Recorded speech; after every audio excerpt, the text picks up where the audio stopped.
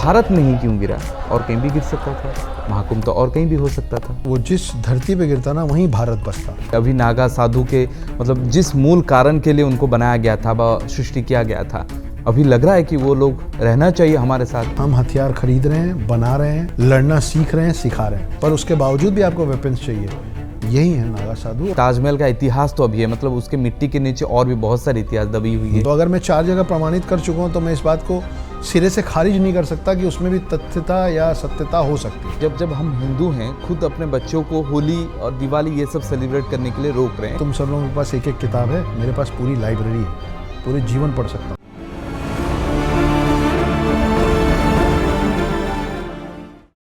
जीवन में मनीष जितेबाला सत्ता हजई सारे द्वंद्व भितर थाए कौन करिबो कौन न करिबो, धर्म को नहीं जितेबाला से विचलित हो पड़े, बंचिबाकू रास्ता खोजे, सेतेबाला एमती किसी व्यक्ति विशेष आवश्यकता पड़ी था जो मैंने कि हमको रास्ता देखा था। आम सहित अच्छा द अक्षत गुप्ता। बेसिक किसी इंट्रोडक्शन देवाक पड़े आप देखते। सर नमस्कार, वेलकम टू टेम्पल सिटी। बहुत बहुत धन्यवाद। कैसे हैं आप? मैं वैसे ही जैसा हर बार होता हूँ, बिल्कुल बढ़िया। सर अभी महाकुंभ चल रहा है, कुंभ मेले चल रहे हैं, तो महाकुंभ का महत्व आपसे जानना चाहेंगे कि इतने सारे लोग सारे विश्व से वहाँ पे आ रहे, कुछ तो एक स्पिरिचुअलिटी है या फिर इसके पीछे का कुछ गूढ़ रहस्य है? मैं आपको एक दो ऐसी चीज़ें बता देता हूँ जो मुझे लगता है सबको पता होना चाहिए, पर अभी भी कईयों को नहीं पता है। जैसे ये शब्द अपने आप में महाकुंभ, कुंभ का मतलब ही होता है पॉट, घड़ा। तो ये इसके पीछे 2 पौराणिक कहानियाँ हैं। पहली कहानी ये है कि जब सागर मंथन हो रहा था तो सागर मंथन में एक तरफ देव खड़े थे, एक तरफ असुर खड़े थे, और सागर मंथन में जब अमृत कलश कुंभ जब निकला तो उसको लेके देव उसको असुरों से बचाने की कोशिश कर रहे थे, और जब वो पूरा दौड़ भाग चल रही थी तो 12 दिन तक ये माना गया है कि सारे देव उनसे बचा रहे थे, और 4 जगह उन्होंने हॉल्ट लिया था, रुके थे। अच्छा। वो 4 जगह यही 4 जगह है, प्रयागराज, उज्जैन, नासिक और हरिद्वार। दूसरी कहानी ये है कि गरुड़ देव जो हैं, जो बाद में विष्णु जी के वाहन बने, उनकी जो माँ थी वो अपनी ही बहन और उनके सारे बच्चे 100 बच्चे सांप, और कद्रू नाम था उनकी बहन का, और गरुड़ की माँ का नाम था विनता। गरुड़ की माँ का नाम? गरुड़ की माँ का नाम था विनता। तो विनता जो थी उनको उन्हीं की बहन कद्रू और उनके 100 सांप सर्प बच्चों ने, कद्रू को सारे सर्पों की माँ माना गया, उन्होंने दासी बना लिया था। तो जब गरुड़ ने पूछा कि अपनी माँ को दासित्व से मुक्त करने के लिए क्या करना पड़ेगा, तो उन्होंने बोला अमृत कलश ला दो हमको, हम तुम्हारी माँ को दासित्व से मुक्त कर देंगे। उस वक्त जब गरुड़ इंद्र लोग जाके और सारे देवों को पराजित कर गए, बहुत शक्तिशाली थे, तो सारे देवों को पराजित करके जब वो अमृत कलश लेके आ रहे थे तो उनका सामना विष्णु जी से हो गया, और जब विष्णु जी से उनका युद्ध होना शुरू हुआ तो उस कलश से 4 बूंदें छलक के गिरी, और वो 4 बूंदें इन 4 जगहों पे गिरी, ऐसा मानना है, प्रयागराज, हरिद्वार, नासिक और उज्जैन। सर अब जब हम आधुनिकता के ऊपर जा रहे हैं, मॉडर्नाइज थोड़ा ज़्यादा हो गए हैं, ये लोगों को मानने में आ रहा है, मतलब 2025 में हम बच्चों को हिंदी सिखाने के बजाय इंग्लिश और बाकी लिटरेचर को ज़्यादा सिखाने की कोशिश कर रहे हैं, तो तभी मुझे जब आपके स्टोरी व आपका ये सब कहानियाँ जब मैं सुनाता हूँ, किसी को कहता हूँ, तो लोग मुझे पूछते हैं कि भारत में ही क्यों गिरा? और कहीं भी गिर सकता था, महाकुंभ तो और कहीं भी हो सकता था। महाकुंभ कहीं भी हो सकता था, अगर वो जिस धरती पे गिरता ना वहीं भारत बसता। तो ऐसा नहीं है कि वो बूंद भारत में गिरा, जिस जगह पे वो बूंद गिरा वो बाद में भारतवंश बना। यही तो भारत, मतलब उसके बाद ही भारत वंश का इतना बड़ा सा। जी, हम लोगों की का जो पूरा कल्चर है, जो पूरी संस्कृति है, जो पूरा हिंदुत्व है, वो जिन भगवानों की वजह से है। यहाँ पे वो भगवान इसलिए बसते हैं, यहाँ पे गंगा इसलिए बसती है क्योंकि ये भारत है। अगर गंगा वहाँ बसती तो भारत वहाँ होता। नागा साधुओं को देखते हैं सर अक्षत जी, आप जब आपने बुक भी लिखा हुआ है अभी, तो ये नागा साधु अपने साथ में एक अस्त्र लेके चलते हैं। तो हमने बाकी साधुओं को देखा है और नागा साधु, इन दोनों के बीच में ये एक फ़र्क है कि उनके पास एक अस्त्र होता है, अघोरी की तरह रहते हैं वो लोग। तो ये अस्त्र के पीछे का कुछ कहानी है जुड़ा हुआ? बिल्कुल है। आपसे अगर मैं पूछूंगा कि ग्रीस के सबसे ताकतवर योद्धा कौन थे, तो आप थोड़ी देर सोचेंगे, बोलेंगे स्पार्टन्स बोलते थे उनको। मैं आपसे बोलूँगा कि जापान के सबसे कमाल के योद्धा कौन थे, तो आप कुछ मिनट सोचेंगे, बोलेंगे शायद समुराई बोलते थे उनको।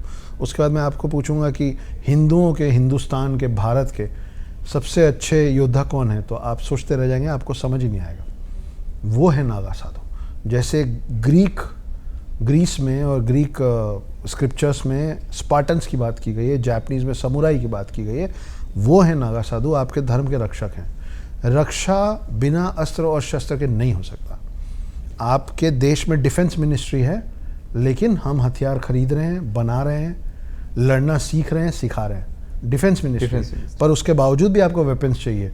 यही है नागा साधु। और अस्त्र और शस्त्र हमेशा हमला करने के लिए नहीं चाहिए होता है, बचाव के लिए। आपके ऊपर कोई तलवार चलाएगा तो हाथ से रोकेंगे, कट जाएगा ना हाथ, अस्त्र तो दिखाना पड़ेगा। तो अस्त्र को रोकने के लिए, जैसे जहर को काटने के लिए जहर चाहिए, वैसे अस्त्र को रोकने के लिए अस्त्र चाहिए। ये कितने सालों से ऐसे नागा साधु हैं? हम तो मतलब महाकुंभ जब होता है, अर्धकुंभ जब होता है तभी देख पा रहे हैं, मतलब इससे पहले भी से बहुत सालों से हैं ये लोग। ये 7th सेंचुरी में आदि गुरु शंकराचार्य, आदि गुरु पहले, उनको ये बात समझ में आ गई थी कि आने वाले समय में हिंदुओं की रक्षा सिर्फ शास्त्रों के माध्यम से। क्या होता था पहले? शास्त्रार्थ होता था। आप और हम बैठे, आपके अपने पॉइंट से, हमारे अपने पॉइंट से, जो शास्त्रों में ज़्यादा ज्ञानी है वो जीत जाता था।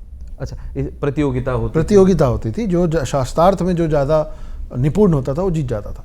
आदि गुरु शंकराचार्य को समझ में आया कि आने वाले समय में सिर्फ शास्त्रों से काम नहीं चलेगा, शस्त्रों की भी आवश्यकता पड़ेगी। तो शास्त्रों में तो हम निपुण थे, शस्त्रों में नहीं थे। जो लोग शस्त्रों में निपुण थे वो थे क्षत्रिय लोग, लेकिन क्षत्रिय राजा होते थे या सोल्जर्स होते थे। उनका काम होता था ज़मीन की, महिलाओं की, प्रजा की रक्षा करना। प्रजा की रक्षा, धन की रक्षा, ज़मीन की रक्षा करने के लिए इतने लोग थे, धर्म की रक्षा करने के लिए कोई नहीं था।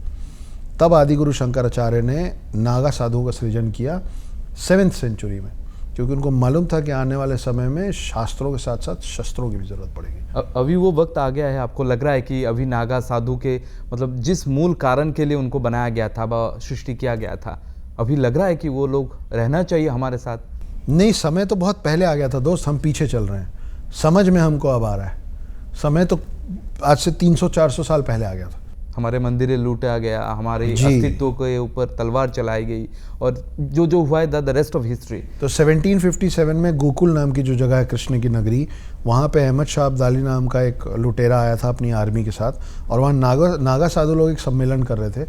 वो 111 नागा साधु लोग, हजारों उनसे लड़के, आपने सारागढ़ी वॉर देखा होगा फिल्म, है ना? आपने एक फिल्म देखी होगी 300 जेरार्ड बटलर की। उन दोनों युद्धों से बहुत बड़ा युद्ध रहा है गोकुल में, गोकुल के मंदिर बचाने के लिए। अच्छा। जो कि नागा साधु लड़े हैं, अहमद शाह अब्दाली उसकी पूरी आर्मी से, सारे मर गए। लेकिन आज भी आपके गोकुल के जो पुराने पौराणिक मंदिर खड़े हैं वो नागा साधु के कारण खड़े हैं। आपको और मुझे पता ही नहीं। आप बोल रहे हैं मेरा यहाँ पर गूज़बम्प क्रिएट हो रहा है। आपको और गूज़बम्प्स क्रिएट करना है तो मेरी किताब है द नागा वॉरियर्स। महाकुंभ का समय चल रहा है, अगर आप द नागा वॉरियर्स नहीं पढ़े हैं तो ये सबसे अच्छा समय है।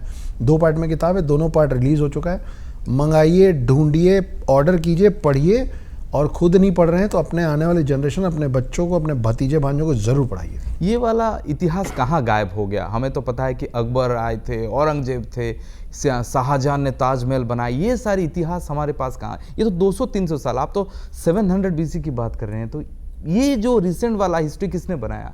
अभी के कुछ बुद्धिजीवियों ने बनाया, क्योंकि हम चुप थे। हमें सिखा भी दिया कि ऐसा ही हिस्ट्री है, ये लोग सिखा भी दिया कि यही जो है यही है। ट्रेन लाए और हमको मॉडर्न बनाया ब्रिटिशर्स। और आज जितना, मतलब अभी से कुछ साल पहले तक जब कोई बाहर से कोई फॉरेनर आता था डेलीगेशन, तो हम ताजमहल देते थे उनको, मूर्ति। अब जाके मोदी जी आए हैं तो अब से भगवत गीता देना शुरू हुआ है हर लैंग्वेज में।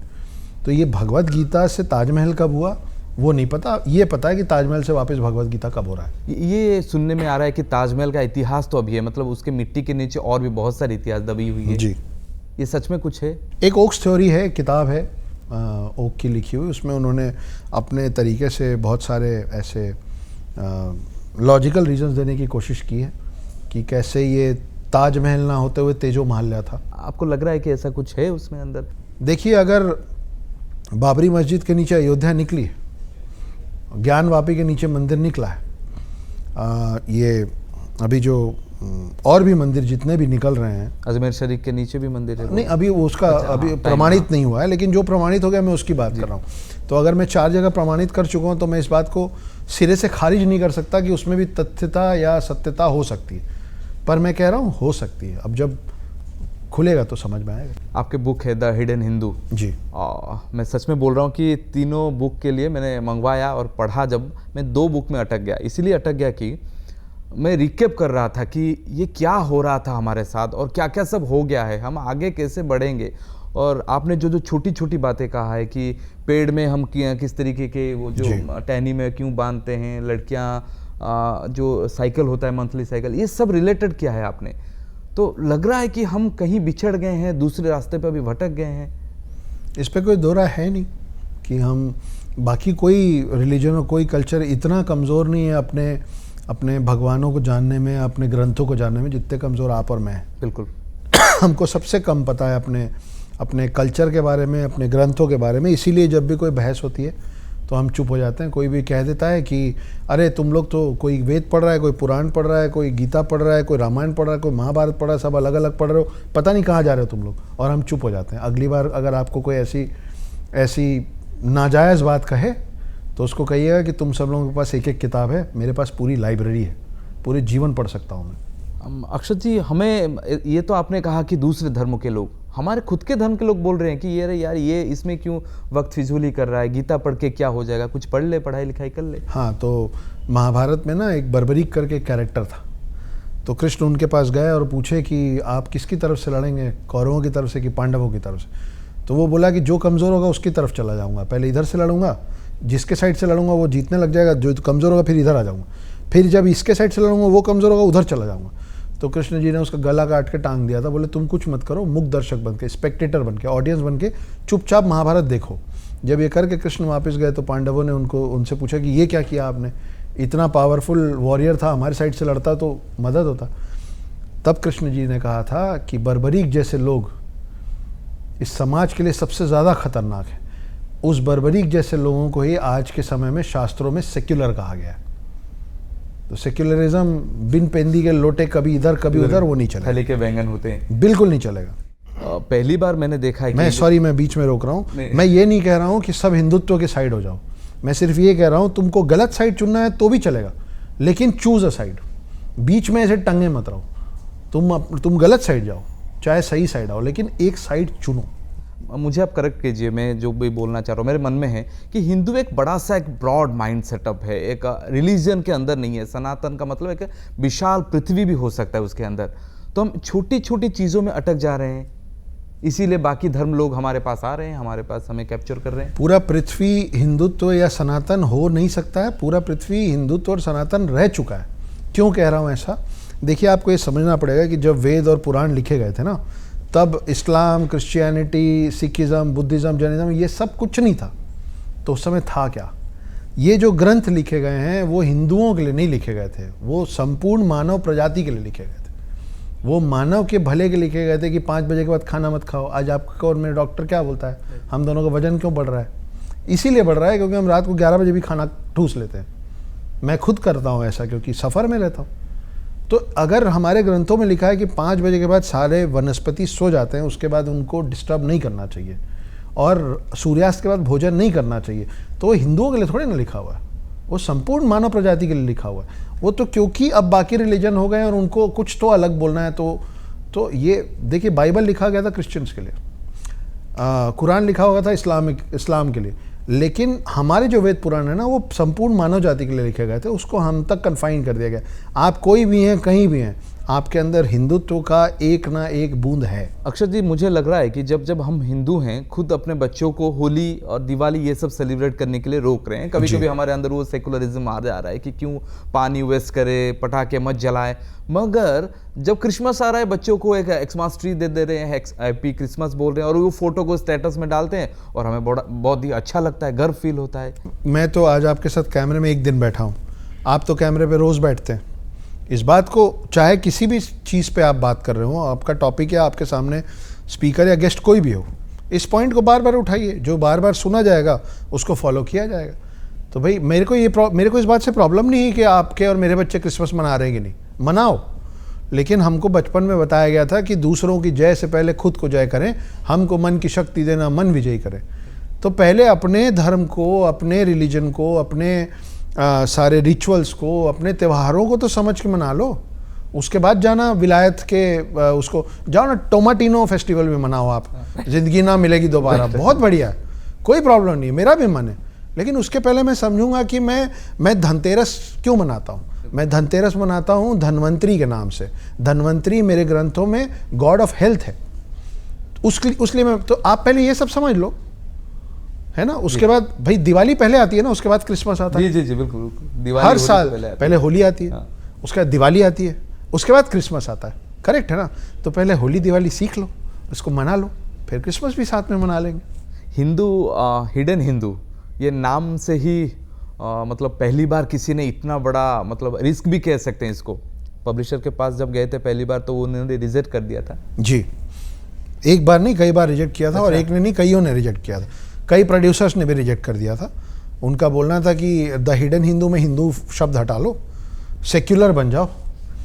और दूसरा था कि जो 7 चिरंजीवी की बात कर रहे हो ना, उसको आप 7 इमॉर्टल बोलो, और वो मतलब मंकी किंग बोलो लेकिन हनुमान मत बोलो, इमॉर्टल बोलो लेकिन चिरंजीवी मत बोलो। हमारे पब्लिशर भारत के ही, let's not go there, but yes.